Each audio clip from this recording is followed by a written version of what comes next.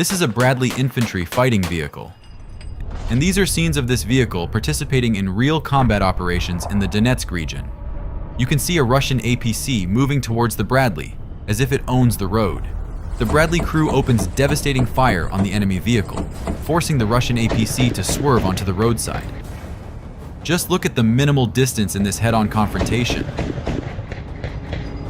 The damaged Russian vehicle is smoking and hiding among the buildings and trees. On this road, the Bradley encountered the modern Russian T-90M tank. Look at the intense fire the Bradley directs at the enemy vehicle. Eventually, the tank can't withstand it and detonates like a sparkler. Although the primary mission of the Bradley is not to destroy tanks, you can observe the deployment of Ukrainian infantry performing tasks on one of the hotspots of the front line. By the way, you can compare the door opening mechanism and the amount of space inside the BMP-2 and the Bradley. In the Bradley IFV, the ramp opens automatically and the interior space is significantly larger. In the Russian vehicle, this happens manually and there is significantly less headroom, which reduces mobility. Returning to the battlefield, we see Ukrainian soldiers carrying out their mission while the IFV covers them and provides suppressive fire. The Bradley IFV is also perfect for tending to cattle or even camping outdoors in the forest. Support the soldiers with likes for their creativity, sense of humor, and fighting spirit even in such difficult times. But let's return to the real situation on the battlefield, where the Bradley IFV is carrying out a mission to evacuate a Ukrainian soldier. A drone launched earlier spotted the soldier who was near Russian positions. The soldier had the presence of mind to show the drone operator his military documents, confirming that he was Ukrainian. An hour later, reinforcements arrived in the IFV, quickly retrieved the soldier, and brought him to safety. A similar situation, but the Bradley IFV is heading for an evacuation during a combat engagement. In the video, you can see the full range of weaponry in action, except perhaps for aviation. Despite this, the vehicle proceeds to the mission point, firing to cover the soldiers. It even gets hit by an RPG. But the vehicle doesn't seem to notice. After picking up the soldiers, it successfully leaves the combat zone. The Bradley IFV has very good armor compared to Russian IFVs. In these scenes from a Russian drone, you can see a Zala Lancet hitting the Bradley IFV. The hit lands on the Bradley's reactive armor, which functioned as intended, and saved the vehicle. After the explosion, no further fire or detonation is visible. Here are a few more photos taken after the hits from Russian RPGs and UAVs. You can see in more detail how the reactive armor works, thereby saving the vehicle and the crew. Because of these qualities of reliability that save lives, Ukrainian soldiers value the Bradley IFV even more than German Leopards or American Abrams tanks. The Bradley is indeed a good vehicle, but to avoid the propaganda of invincibility, I present you with these scenes. Now you can see during a combat engagement how the Russians hit the front lower part of the IFV with an RPG, where the fuel tanks are located. The fire ignites, and the fuel starts to burn out. However, the fire almost immediately goes out because the automatic fire suppression system activates. Next, there is another RPG hit on the right side, followed by one on the left. But the reactive armor performs excellently. However, the Russians fire another RPG shot at the front, which finally disables the vehicle. Another Bradley IFV arrives to assist, evacuates the crew, and successfully retreats from the battlefield. The Bradley moves down the street, firing as it goes. Suddenly, the vehicle hits a mine.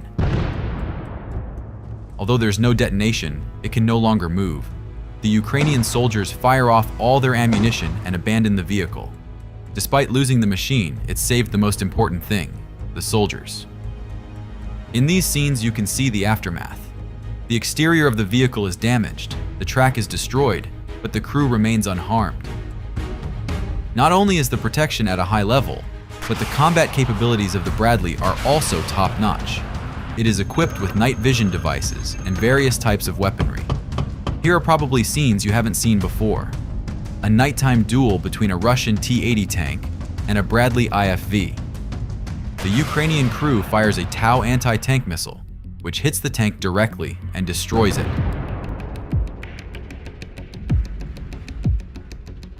Watch these scenes again to see how confidently the missile moves along its straight trajectory. By morning, using a reconnaissance drone, the extent of the tank's damage can be seen in more detail. The Bradley IFV's weapon system also includes a 7.62mm M240C machine gun and a 25mm M242 Bushmaster chain gun. Now you see a rare video in which soldiers, supported by a Bradley IFV during a nighttime operation, are driving the Russians out of dense urban areas. Just look at the havoc the Bradley wreaks with its cannon. On these frames, the Bradley fighting vehicle is engaging near Ukrainian positions. The Russians attempted an assault but lost another piece of equipment. Look at the rapid fire the Bradley unleashes on the Russian BMP-2. The vehicle literally breaks down into parts. On another front line, the Bradley fighting vehicle has been deployed to eliminate Russian armored vehicles. Drone footage captures 3 units of equipment targeted by the Ukrainian BMP. Some of the vehicles detonate, leaving behind nothing but irreparable scrap metal. While the United States continuously upgraded the Bradley, the Russians failed to offer anything substantial, leaving the BMP-2, inherited from the USSR, almost unchanged in technical advancement. The only, albeit questionable, advantage of the BMP-2 over the Bradley is its ability to cross water obstacles by swimming. At the same time, the BMP-2 has weak armor, although the Russians try to improve it by welding on steel grills and fitting polymer panel kits, as you can see in the photos. Alternatively, they use wooden add-on armor, though this doesn't protect against drones. All these modifications are more effective for fighting civilian structures. Share in the comments if you know of any other advantages of Russian BMPs over the Bradley or Max Pro. By the way, here are recent footage of the same vehicle with mine-resistant ambush protection, the Max Pro. Despite heavy fire from the Russians, the Ukrainian driver races through the streets of Chasiv Yar at full speed, completing the combat mission. In addition to artillery operating in this area, he encounters mines.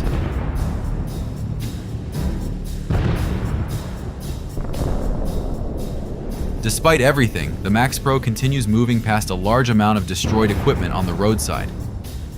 At least 5 explosions occurred over such a short distance.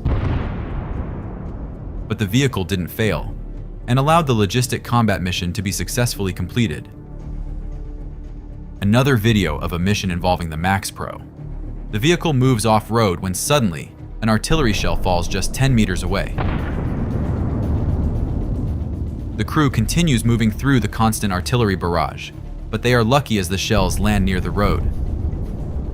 The crew's luck and the vehicle's reliability truly show when, after some time, an explosion occurs right next to the wheel. Immediately after that, the Russians tried to stop the Max Pro with a kamikaze drone, but fortunately, it hit the ground next to the vehicle. Ultimately, the crew reached the populated area, successfully completing their mission of evacuation and ammunition delivery. Tank duels are quite rare, and even rarer are the documented footage of such battles. This is a Russian T-72 being fired upon by a Ukrainian T-64. The Russians have already abandoned their tank after being hit, but their equipment needs to be finished off, which the Ukrainian T-64 does.